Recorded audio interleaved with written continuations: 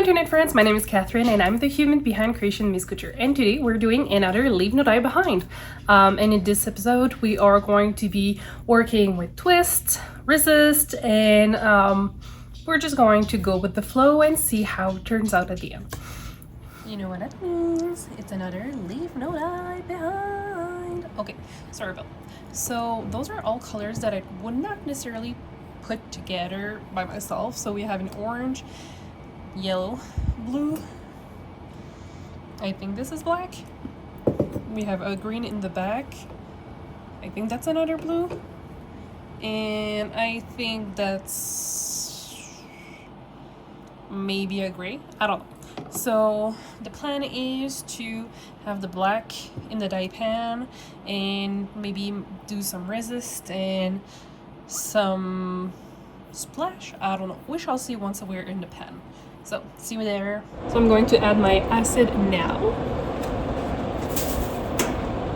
And since I'm not exactly sure how much liquid there is in my things, I'm just going to do 4 cups of tap water.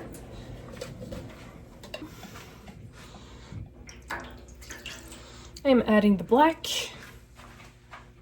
I guess I could just turn on the heat now to give it a head start.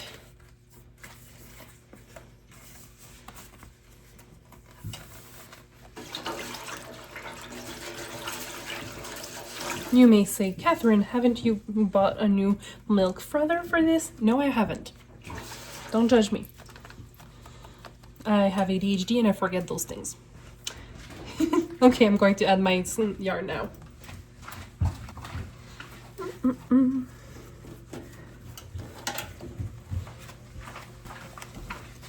And I'm doing it on a DK base, 75% superwash merino, 25% nylon.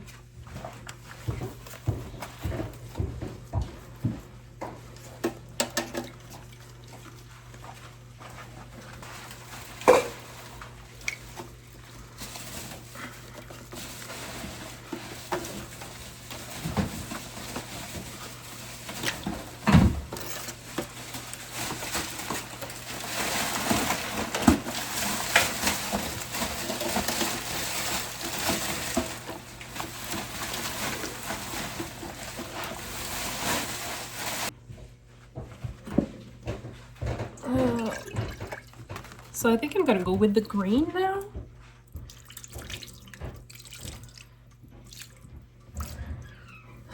Okay, and since we have so much of that, I'm going to add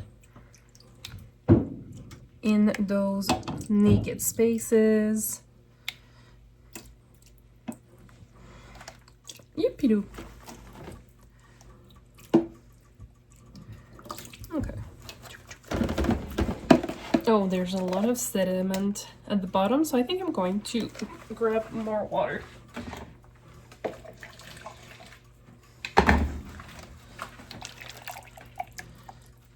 Okay. Okay.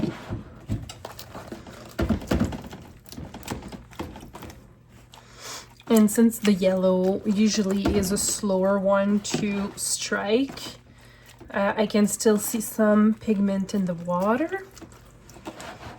No.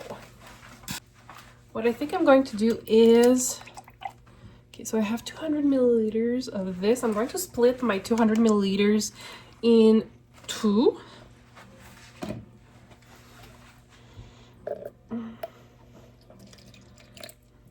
So I've got roughly the same amount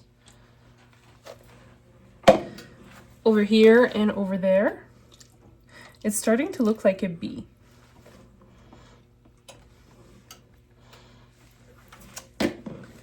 Interesting.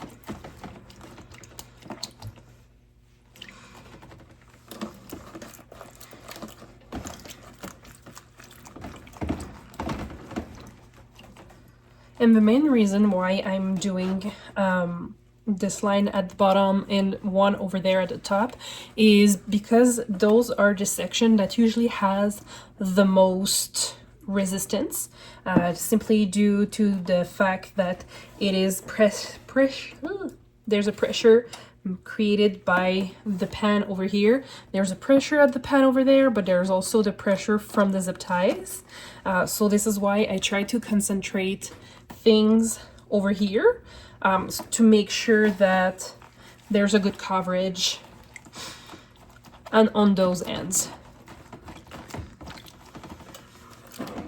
This will be an interesting color, that's for sure. Okay, so I'm going to let this strike a little bit and we'll come back later. Okay, so the water is starting to warm up much more. And I'm a very impatient person, so I'm very tempted to flip the yarn on the other side, because it's almost all in the yarn, but there's still some color in the water. Meh, whatever. It's just for the funsies, right? So I'm just going to flip it the other way around.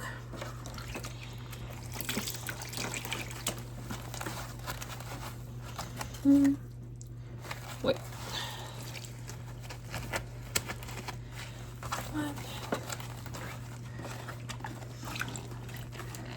To expose some of the color. 1, 2, 3. That was not exposed earlier.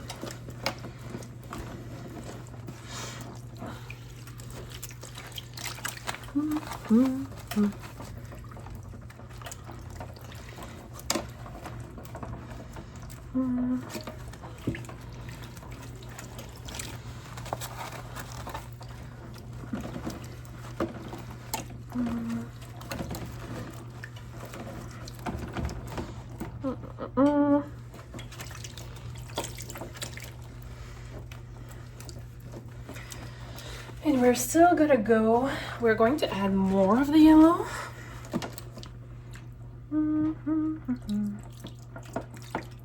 Because we have more of the yellow. We're going to add some orange.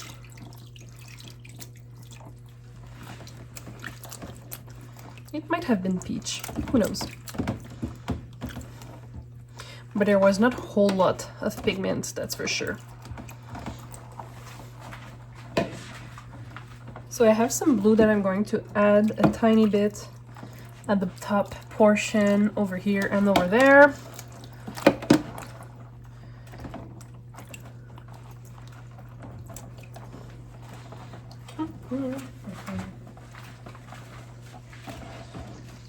That's starting to be interesting.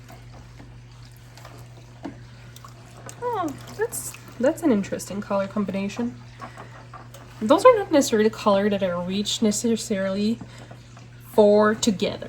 So this is why it's interesting to do those leave no dye, because I can explore and get out of my comfort zone. So now that the color is in the yarn, I am going to unfold them so they will be flat instead of being in twists. And my goal here is to expose the middle of the skeins.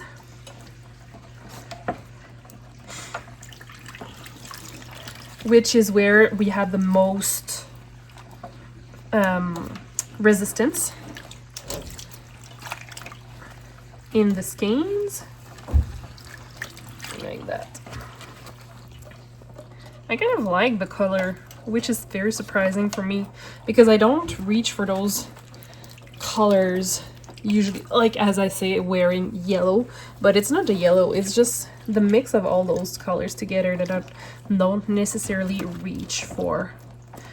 Interesting. Okay,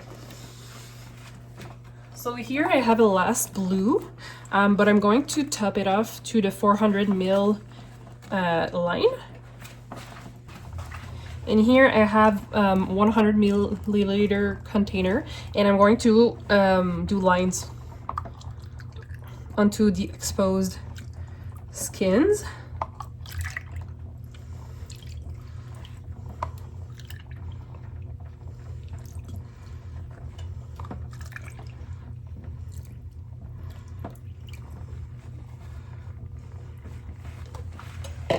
going to shake this a little bit.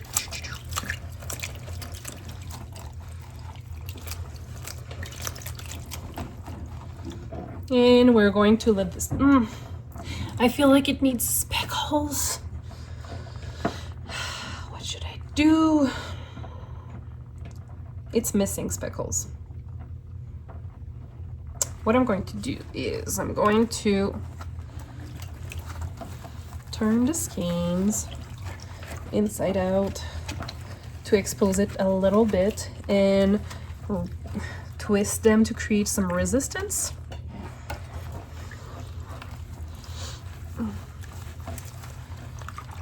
So we can expose even more the areas that might have been forgotten by our leftover dyes.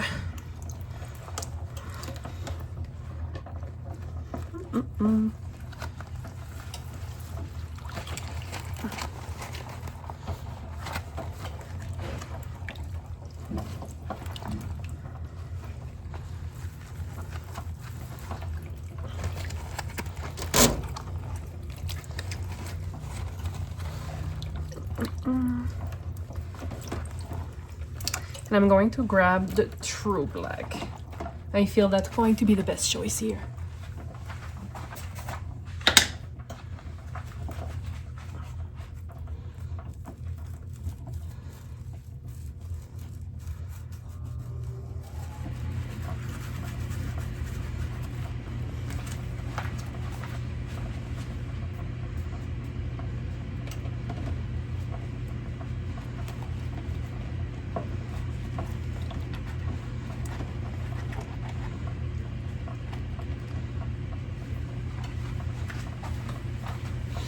Okay, so I'm happier with this. We are going to let this cook for half an hour to 45 minutes, and we will then turn it off, let it cool, clean it, and let it dry overnight. See you in a bit. So it's looking pretty good.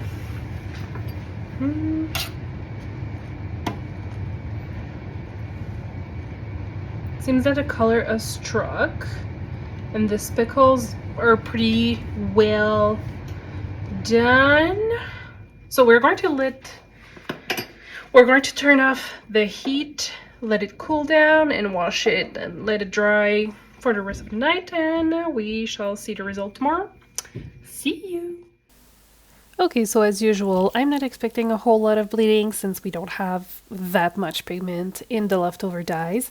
However, sometimes with True Black, which was the dye I used to speckle the last, sometimes we have a little gray tint in the water, but in this case we didn't have anything. I've let it in the sink for a little bit just to make sure that if there was any too much pigment of the True Black, that it would actually be washed off.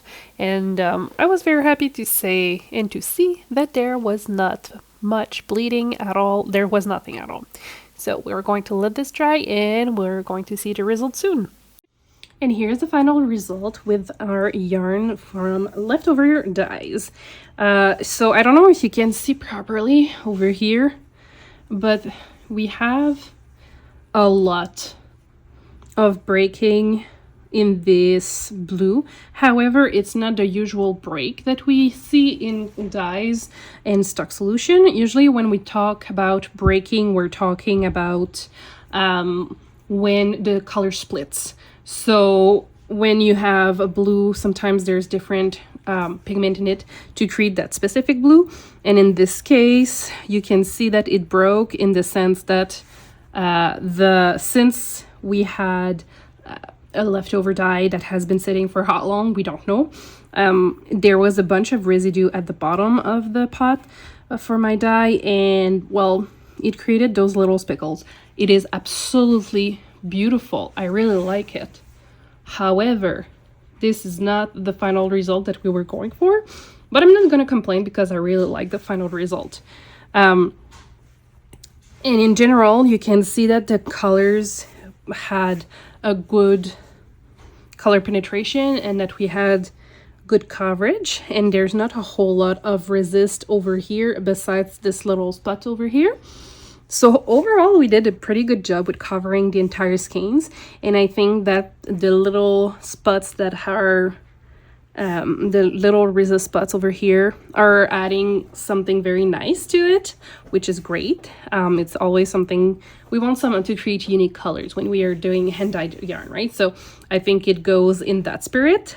And it also shows you that if you're going to be working with pre-made dyes, to make sure that your stock solution is well shaken before using it, because you can see that sometimes the pigment will go and deposit at the bottom of your container, so it would create variabilities between each batch if you're doing this. So it's one of the reasons I prefer to work with fresh stock solution. However, sometimes you have to prepare in advance and stuff like that, so it's just something to keep in mind if you are working from stock solution and you haven't done it like right before dyeing your things, because sometimes you need to prepare in advance, and that's okay.